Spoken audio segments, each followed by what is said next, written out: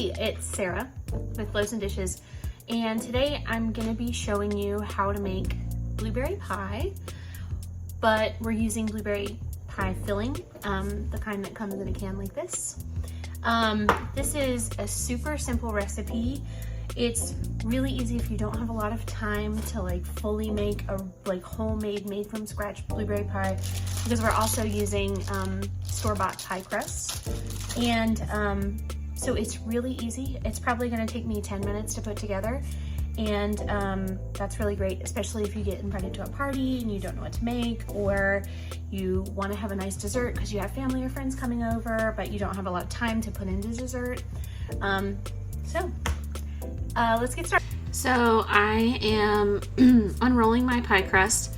You want to just be really gentle with this, otherwise you'll get rips and tears. And as you can see, when I unroll this, I get rips and tears in my pie crust. And sometimes that happens.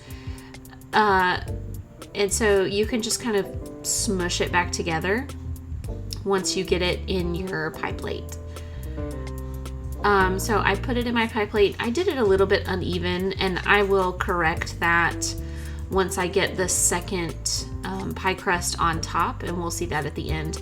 But you just put it in there, you just kind of want to press it in, and then you want to poke a couple holes in the bottom just so that the bottom doesn't bubble up. And see, I'm getting all kinds of rips and tears with this pie crust, so I'm going in and fixing that.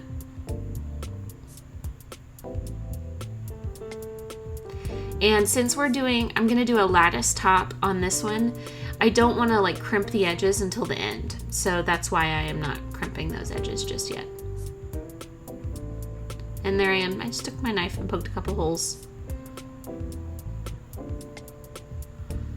And now I'm going to set that aside. So in a bowl, I am going to put in 2 cans of blueberry pie filling. You could probably just dump the pie filling right into your pie and do it that way, but if you want to jazz it up a little bit, you need to add a couple things. So we added a little bit of ginger, some almond extract, some vanilla extract, and a little bit of lemon juice, and now I'm just mixing that up. And you want it, when you add things like that, you want to make sure that you mix it really well. And then once you have everything mixed up really well, then you want to add that pie filling to your pie. And so now I'm unrolling my second pie crust, and what I'm going to do with this one is I'm going to do a lattice top, and that's where you just make it look like a lattice, I don't know, like a lattice fence, I guess.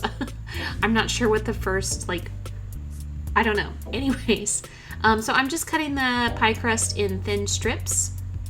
I'm just being really careful. You don't want to, you don't want your strips to be wobbly. You want your cuts to be pretty straight.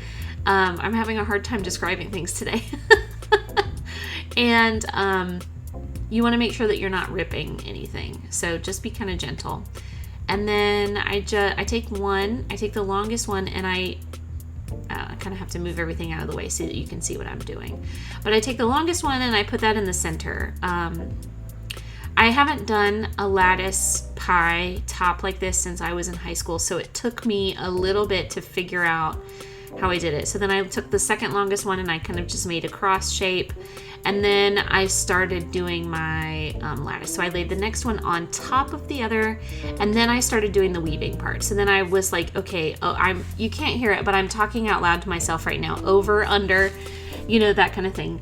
It doesn't really matter how you do this. Some people will assemble this on their cutting board and then transfer it to the top of their pie. I was doing it this way. It's kind of hard.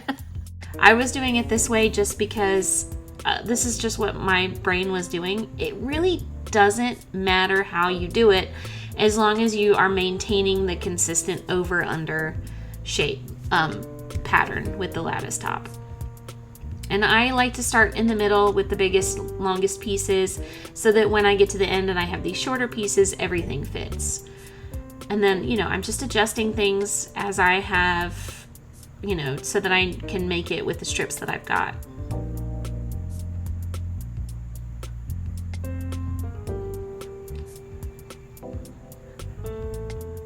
You don't have to do a lattice top for a blueberry pie.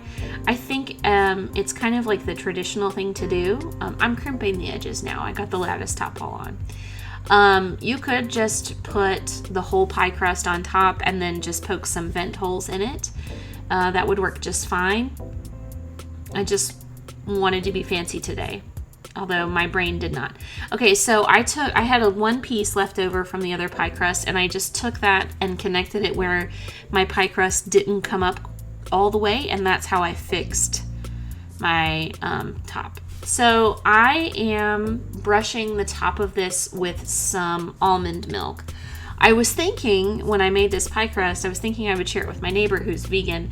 You want to bake it at 425 for 40 minutes. But then I realized that the pie crust probably has dairy and eggs in it. So you could brush it with an egg wash, with milk, with butter, whatever you have.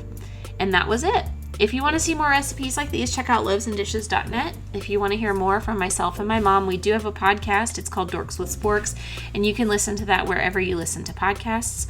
Be sure to subscribe to our channel. We put out a new video every Monday through Friday, and you can follow us on Facebook at Loaves and Dishes for more. Thanks for watching.